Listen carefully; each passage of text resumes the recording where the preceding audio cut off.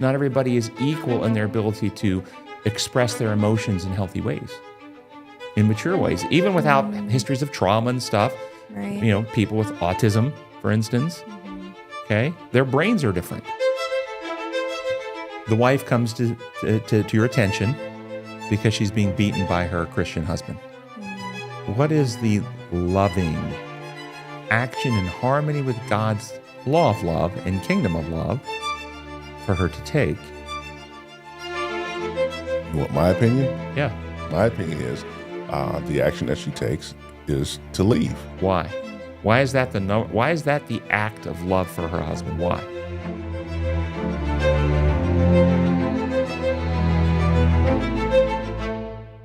Welcome to Design for More, sponsored by Come and Reason Ministries and Honey Lake Clinic.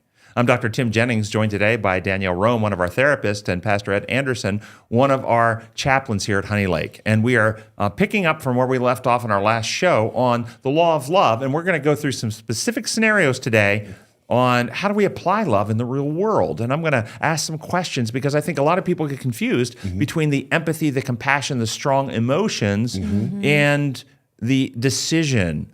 And there's a decision between how one feels and what one does and how love functions. Yeah. So any thoughts, concerns before I throw the first scenario at you guys? I'm ready for the first I'm ready to scenario. hear it. All right. So your grandmother is suffering from arthritis and has pain walking, but is able to walk, but it hurts to walk. Is it an act of love to give her a motorized wheelchair for her home so that she doesn't have to feel that pain anymore and as she walks around her house? Would that be an act of love? I think so. Okay. It would. Yeah. Yeah, really. The fact you're asking makes me think it's a trick question. And I'm like, We never know is what it Dr. love? Jennings. But I So I appreciate your answer because I think that in my experience, I've asked this question all over the world to audiences, and that's the common answer. And what's the basis of your answer? Well, we want to relieve suffering. We don't want her to hurt. Are you thinking functionally? The law of exertion. If you want something to get stronger, you must exercise it because if you don't use it, you lose it. So if you put Lose it. grandmother in a wheelchair and she stops walking, does she get stronger or weaker? Weaker. Weaker. She gets more infantilized and less capable. Yeah. So does she get healthier? No. Or does she lose her health more rapidly? Is it an act of love then to relieve her pain if the act of relieving her pain causes her to die faster? I didn't know that would happen. Yes, it would. She Yeah. would actually become less capable. She'd become wheelchair bound, perhaps. And walking is not just for the strength of the muscles and capacity to move. I think we all know the data that if you're physically active, you have Right. better physical, mental health. It has all types of cardiovascular benefits and on it goes. So this is an example of, love has to go beyond simply the feelings, right? But Dr. Yeah. Jennings, what about people who say, well, this is grandma. I can't do this. You know how some people will feel very emotional about their grandmother. And how would you encourage them or get them to understand fully that it's best to do something like that as opposed to what they would think would be the best thing? Well, this is the principle we brought up at the end of last show, that can you actually functionally love somebody if you don't know the truth? No. See, the doctors we talked about, the George Washington, they had love in their heart, but they didn't love him in action. Right. Their actions harmed because they didn't know the truth. So we can have love in our heart and intend to bless, like get grandma the wheelchair, Yeah. but we actually harm her by doing that. The real, and this is where a lot of people have incapacity for love. Do you know why? How about if grandma was the one complaining, if you loved me, you'd get me the wheelchair. Right. And then if you don't get the wheelchair because you understand that it would actually harm her, but she doesn't understand that, and so she's angry at you. Do you then get the wheelchair so that she won't be angry at you, knowing you'll harm her by doing it? Right. And I think there's See the tension here. Yes, and I think there's a very powerful emotion that we're maybe not acknowledging, and that's guilt. Yeah. Feeling like you're watching someone you care about suffer and not doing something to immediately alleviate that suffering. Sometimes the thing that's actually healthier, you feel guilty. And why would you feel guilty for doing the right thing? And that is something I would love for us to talk about. Well, no, but see, Yeah. but you've answered your own question. Yeah. Appropriate guilt only occurs when you're doing wrong. Yes. However, if you're feeling guilt and you're not doing wrong, it's because you're believing a lie that you're doing Yes. wrong. And so the Yes. solution there is the truth. Wait a minute. Why am I feeling guilty? Well, grandma's mad at me. Okay, she is mad at me. What does that mean? Does that mean I'm doing wrong? Well, no, I'm not doing wrong. I'm actually doing what's healthy. Then why am I feeling guilty? Because I'm craving grandma's approval. I'm wanting her to approve of me. Yeah. But does that mean I should compromise what I think is true in governance of myself? Should I do something that I think is actually harmful just so grandma would approve? If grandma, wanted me to smoke cigarettes so she'd like me, should I start smoking cigarettes? Well, no. Well, how about if she wants me to do other things to harm her? Let's say she wants me to start bringing her marijuana. Because she'll feel better. Should I do that for her? Okay. Well, she'll be mad if I don't. Well, then if I'm feeling guilt, is it because I'm doing wrong or is it because grandma's doing wrong and she's trying to put it off on me? And so the truth will set me free. The truth is, grandma, I love you too much to participate with my energies with actions that I understand would harm you. I love you too much to do that. That's how love works. That's good. Love functions this way. Yeah. Let's go on. If your child, here's another scenario. Your child is struggling to learn to read and do math at a 4th grade level. Is it an act of love, if you have the power and authority to do so, to pass them to the 5th grade level, even if they haven't mastered the 4th grade level? No. Because this is a common practice in our country Yeah. today. And is this an act of love? I think in general, no, but Why in either side of it? yeah. Walk through, but they would get their feelings hurt. All their friends are passing. They'll be stigmatized in society. Well, I'm thinking more the direction of if it's behavioral, putting somebody in a position where they're expected to perform more. Sometimes they rise to the occasion. But I think it depends on the specific scenario. Well, I have a specific scenario. Once again, perfect. a moment of transparency. We had a very similar situation that happened with our oldest son. And this is when he was actually in kindergarten.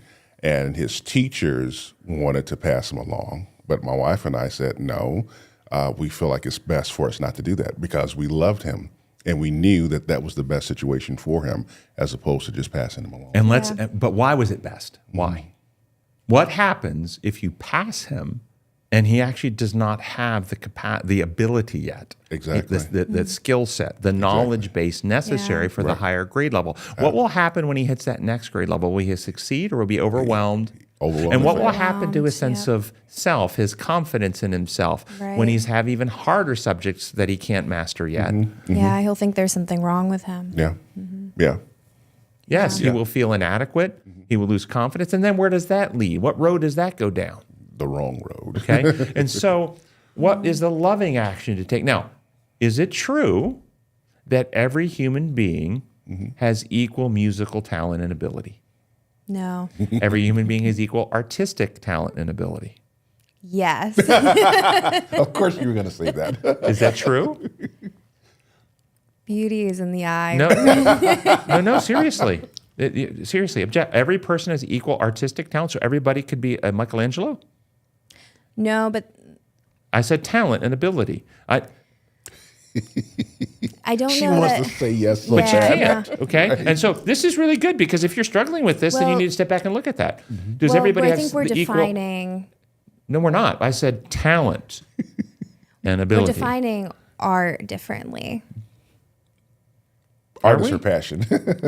I understand Yes. that. I understand she's an art therapist. And I will tell you right now that not every person has the same artistic ability. I think not every person has the same understanding and capacity for understanding color theory and stuff like that. You've moved from art Artistic talent to concept. cognitive comprehension. When you say art theory, Yes. now you've moved for cognitive. I haven't gone there yet. I was about to go Yes. there, but we're still on the question of actual raw talents.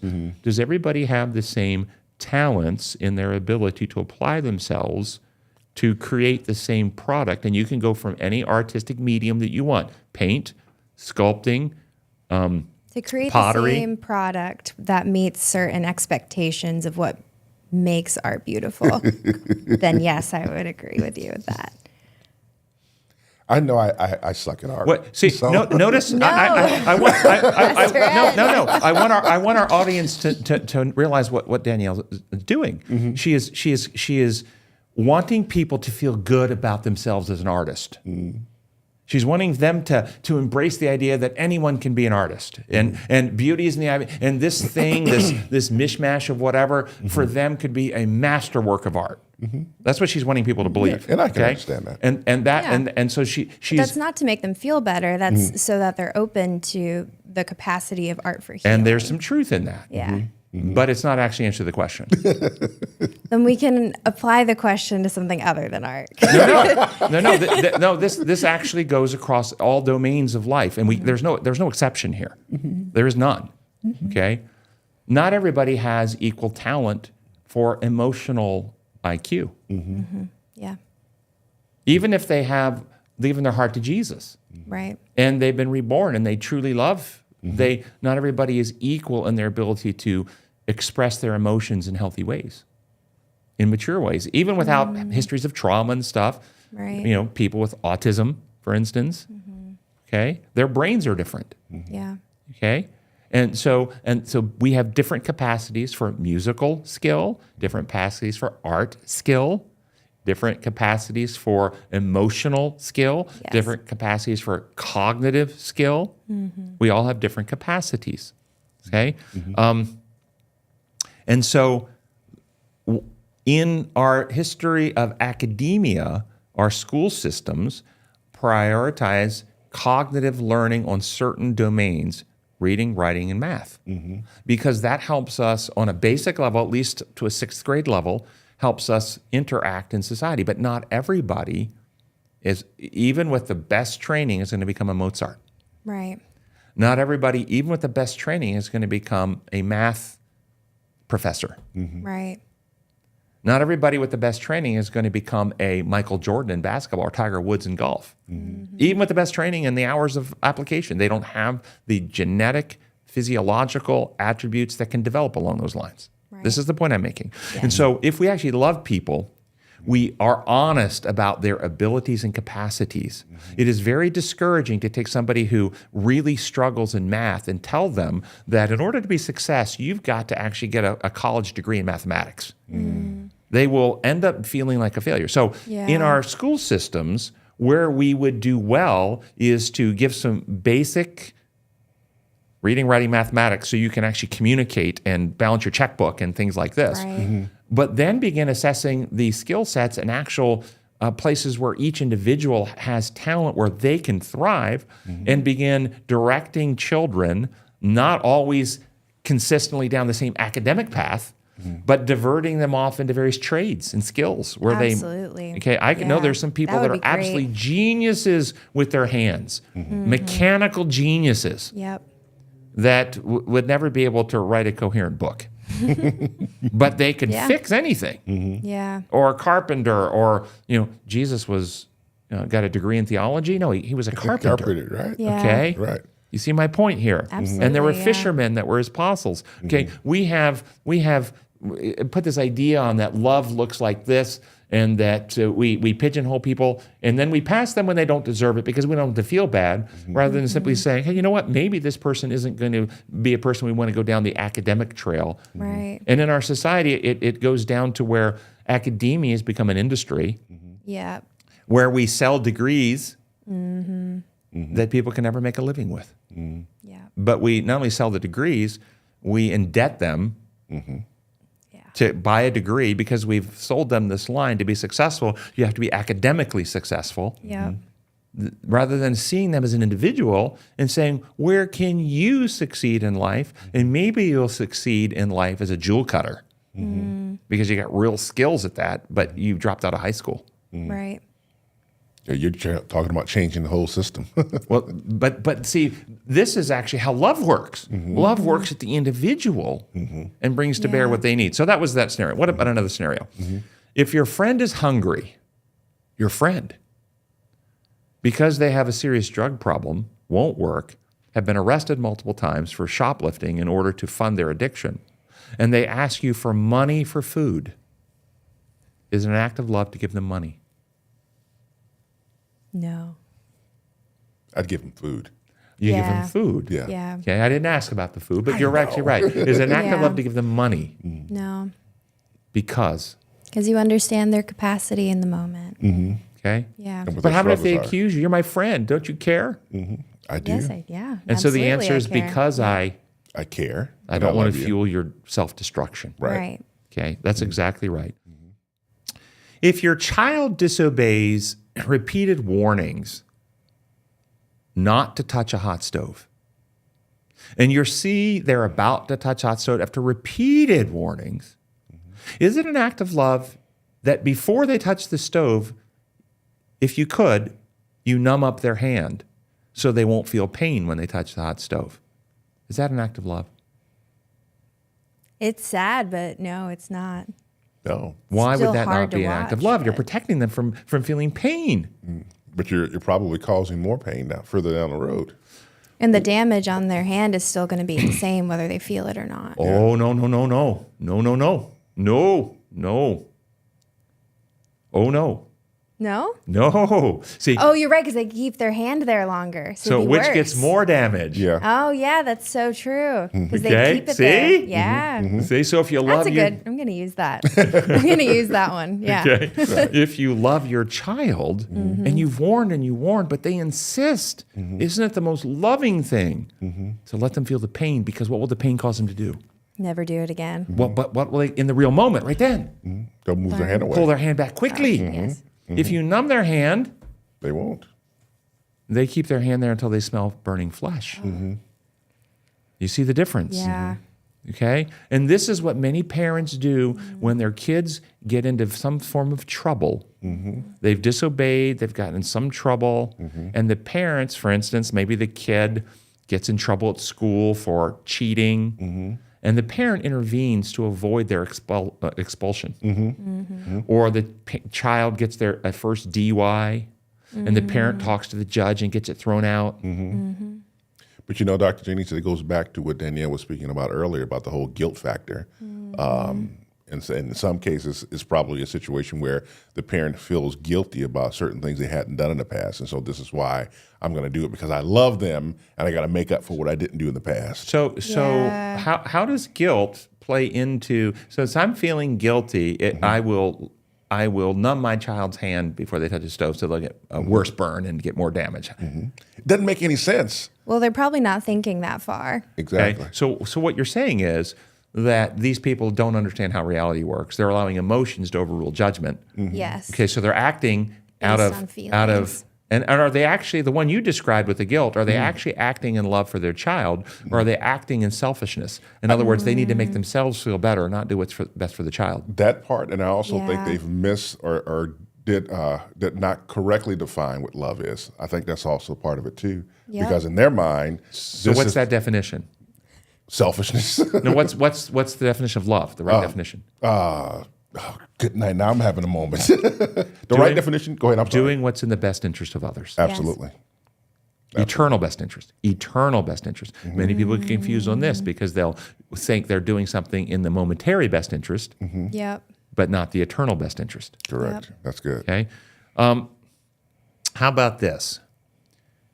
You're hiking with your spouse, and since I'm a guy, I'm going to set this as spouse is the woman. But if you're a woman listening, just set it the other way. Okay. Got it. And she falls and breaks her leg, and you need to splint her leg. Oh, no. But doing so will cause more pain. Would it be an act of love to splint the leg or not splint the leg? Splint the leg. Got to splint the leg. Would it be loving to have appropriate surgery on that broken leg, even if it causes more pain? Yeah. Would it be an act of love to engage her in the aftermath at the proper time in physical therapy to recover the leg, Yes. even if doing the therapy causes more pain? Yep. Or if, as the loving spouse, you go with your spouse to their first physical therapy appointment and they start and it hurts, would it be more loving to push them aside and get on the machine and do the exercises for them? No. Why wouldn't that be loving? You're crying, they're hurting in pain. Here, I'll do that for you. I'll lift those weights. Why would that not be loving? It seems obvious, but I want you to say it. Why? Because it causes them more suffering in the long term. It prevents them Yeah. from From gaining proper healing. strength. Yep. It's the design law. If they're going to get strong, they have to do the exercise. They're going to heal, they have to do the work. But it's hurting. I just want to relieve their pain. I don't want to see them suffer. It breaks my heart to see them suffer. I don't want them to hurt like this. I'll do it for them. Now, can you extrapolate that to other circumstances in life? Okay, let's do that. What if it's not a broken leg? What if it's a broken heart? Aw. She has been traumatized in the past and is hurting. Is it an act of love to focus merely on relieving their pain and heartache, or to focus upon the emotional wound that is the cause of the pain and heartache? And what if you attempt to bring the emotional wound out for healing, resolution, working through, and she gets angry and accuses you of attacking her? Is it an act of love to stop? Or do you gently, would it be an act of love to apologize and say you'll never bring it up again? Right. Is that an act of love? No. No. You have to help her deal with it. How about if she threatens to leave if you ever bring up her trauma again? Is it an act of love? If your child has a temper tantrum, are you guys want to talk Let's about this more? move Oh, no. Well, I think that brings up something that's been kind of rattling around in my mind, and that's this idea of being a hero. And that's another form of selfishness, is the way that it feels to try to save someone from their suffering. In the moment, it feels really good, but it is causing them more harm. And so if we're talking about love being in some cases a self-sacrifice, we're sacrificing our own comfort in the moment for what will actually be helpful for the one we love in the long term. That's good. So do you see over and again, every one of these examples, Yeah. in love, we're actually, in order to actually love people, and I want you people to get this. Yeah. You cannot actually love people if you don't understand how reality works. Yes. You can have good compassion, you can have good feelings for, you can have good Yes. intentions, but your actions will not be acts of love for them Yes. if you don't understand how reality works. You'll harm Yes. them. So that means you have to separate yourself, or actually more so maybe reframing your way of thinking about things then. You have to come to know truth, Yeah. the design laws of God, why things work the way they work. Rule-oriented approaches don't work. Yep. So your child's having a temper tantrum because you won't give them some candy before dinner. Is it an act of love to give them the candy so they'll stop their tantrum? Yes. I'm just kidding. Say that again. No. She was just kidding. If I was anybody- kidding. Okay. Trying to lighten the. Okay. But I think most people can see that wouldn't be an act of love. You're Right. rewarding dysfunctional behavior. You're letting the child take and manipulate and so forth. But what if it isn't a child?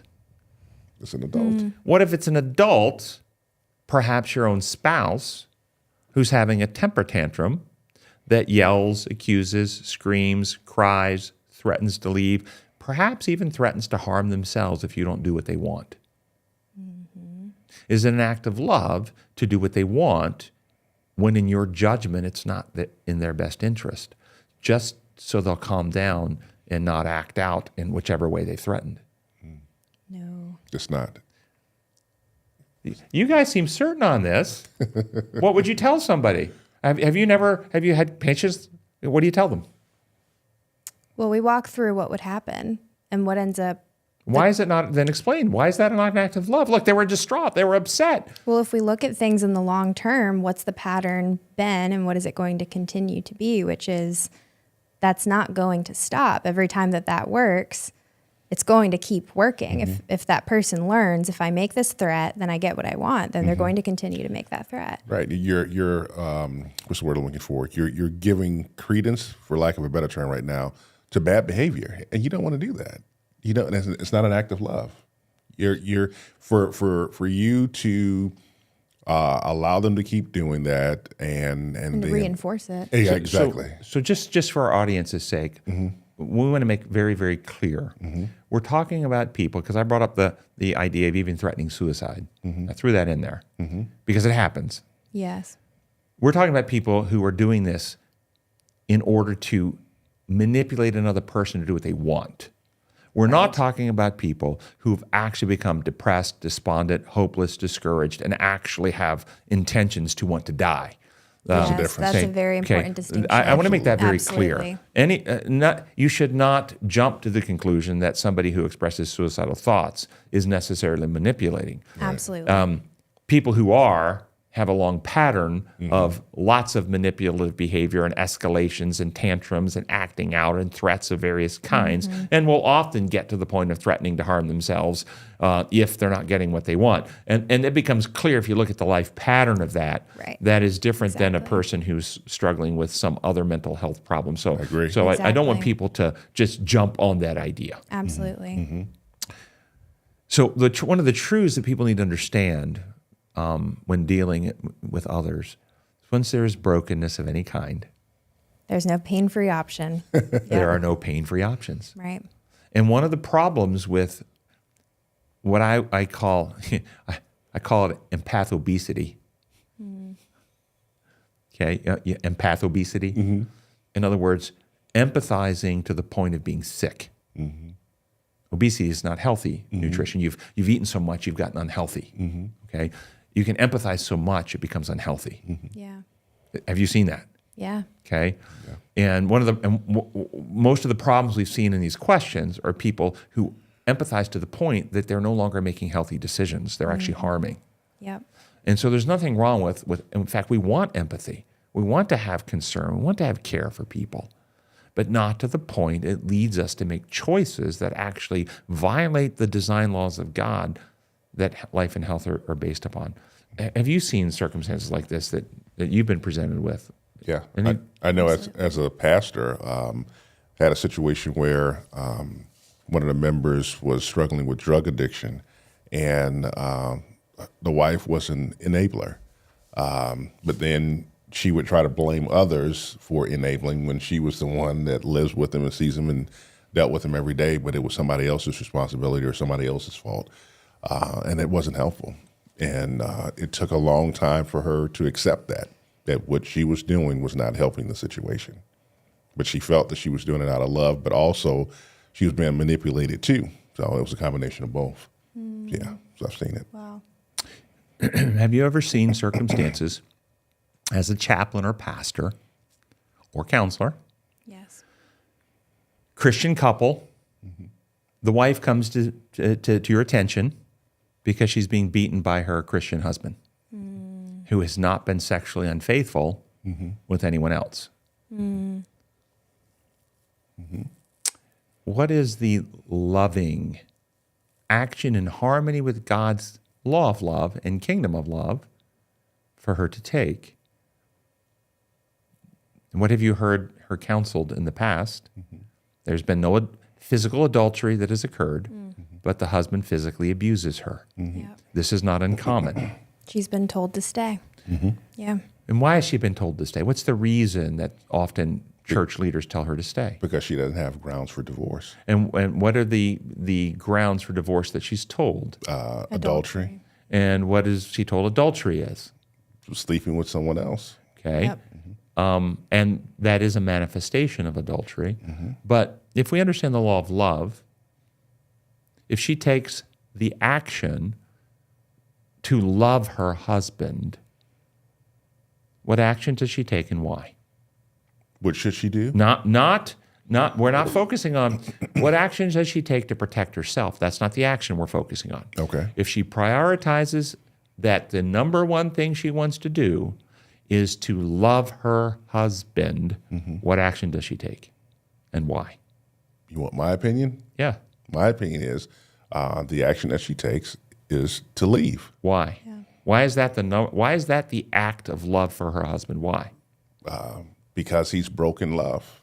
He's broken trust. But how does that love him? Well, she's removing herself from the situation. Yes, she is. And how does that love him? So what he's doing is not only harming her, it's also harming himself because Thank he's you. operating outside of the laws of love. And so he is not going to be healthy. And so as long as she stays in the situation, she's almost stay. enabling him to continue making himself worse. So if she removes herself from the situation, then that gives him maybe a chance to reconsider his actions and change. This is exactly right. This, again, in order to love her husband, she has to go beyond Christian rules based on narrow thinking to understand reality as God built it. And all sin, what's it say in Scripture? If you transgress if you break the law in one point, you break the law in what? If you break the law in one point, you break the law in all points. All points. Okay, that's what it says. Okay, why does it say that? Because all of God's laws are manifestations of love. Yeah. Okay, and if you're breaking love, you're breaking love. So what is adultery? Adultery is betrayal, and it can happen on a physical level. But when we actually get married, we are not committing only our bodies to each other. Correct. True marriage, as God designed, is the entwining of hearts and minds. And we are putting our hearts and minds into the hands of our partner that we trust to have our backs, to protect us. And when a husband beats his wife, number one, he is betraying her trust. That's adultery. Yeah. Number two, as you said, his act of anti-love, his act of abuse hardens his heart, sears his conscience, warps his character, solidifies selfishness and un-Christ-like principles into his character. And if she has love for his eternal soul, his eternal destiny, she cannot humbly, quietly go along and collude as if that's okay and affirm him. Right. She has to stand up and say, I love you too much to stand by quietly while you're destroying your own soul. I want you to be in heaven, and the path you're on is destroying your soul. You need to repent, and you need to become a Christ-like husband who treats me like Christ treats the church. Absolutely. Yep. And then we can thrive, but until then, I can't stay with you. That's actually the act of love and the path that she has to take. Yes. Does that make sense? Absolutely. And that's how love works. And so we've gone through a lot of scenarios here today. I have several more. I don't know if we want to maybe throw them out there. And let me give you just a couple more real quick ones, and we'll wind the show down. You had a prodigal son who left home, took his inheritance and went into wild living, blew it all, and ended up living with the pigs, eating pig slop. I got that one out of the Bible. Oh, Okay. I've never heard that. And what's the loving action for the wealthy father to take? Should he send one of his agents behind the boy and send him pizza from Pizza Hut and put him up in a Motel 6 so he doesn't have to eat pig slop? If he'd have done that, what would the boy have thought? Hey, it's not so bad. I'm getting by. Right. Yep. Leaving him to experience the consequence of his own choice is what brought him to his senses. Yeah.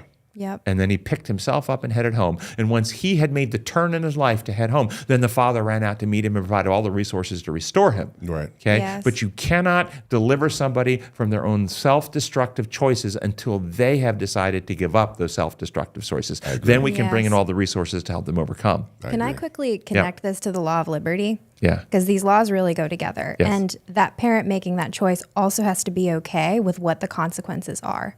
If the parent allows their son to be in this position where he's going to be eating pig slop, the son could still not choose to return. That's correct. That's and correct. that parent has to understand They're free not to. that they're free not to. And just because they're giving their child freedom to make their own choices doesn't mean the child is going to end up making the right choices. Thank you for that. And nor does it mean the parent, by giving them the freedom, stepping back, allowing them to reap the consequence, Yes. is supportive or causal. Yes. Okay, many parents feel, if I've got the resources, I should intervene. It's my fault. No, it's not your fault. Right. They're making that choice. They have other doors open to them. They won't walk through those doors of recovery, for instance. Yes. They won't get into a rehab program, for instance. They refuse the path of health. That's not on you. That's on them. You can open doors, but they have to walk through those doors. Yep. Exactly. That's great. And maybe one more. Your child is heading toward traffic, heading toward traffic. Does love yell a warning? Yes. Yes. Yes. And if the Yes. child is maybe in one of those rambunctious, rebellious moods, and which children often do, and you've yelled, but they don't want to listen. Children often do this, and they're getting closer. They're not listening. Does love threaten? If you don't stop, I'm going to spank your bottom. Love Or does runs love- over there and picks up the child. But if you happen to be perhaps a Olympic sprinter, but the distances involved could very physically make it impossible for you to get there in time. Okay. They could be at the end of the driveway and you're up on the porch, Yeah, okay, and you might not be able to get there in time, right. Yes. okay. So I will yell and give a look. and a tone of the voice and a potential Absolutely. threat if it's necessary. Absolutely. Whatever Okay. it takes. Yeah. But what happens if does love say, oh, I wouldn't want the neighbors to think that I'm a mean daddy, so no, I wouldn't yell like that. I'd just let them get hit. Or would you not care what the neighbors thought? Correct. Okay. This is God of the Old Testament, Yep. constantly raising his voices and making threats because they were heading to the cliff of idolatry and self-destruction. Right. But many people read it and go, what a mean God, what a mean God. The neighbor hears you threaten, what a mean dad, I'd never talk to my kid that way. They don't understand the situation. And in reality, if your child stops, they finally stop, 2 feet short of the intersection, but they stop. Do you then get your belt out and beat them? No. They don't stop. They run out and get hit. They're battered. They're broken. Do you get your belt out to beat them? No. Okay? No. Okay? This is God of the Old Testament. Yeah. He is not the source of the inflicted pain and suffering. It comes from their own consequences. But many people do not understand this. Love Yes. will risk being misunderstood to do what's necessary to protect the one That's under good. your care. Take care. That's good. Yeah. Okay? That's good. Does that make sense? Yep. It does. This is how love functions. And many people don't understand this, and thus they look at the God of the Old Testament and think that he's unloving.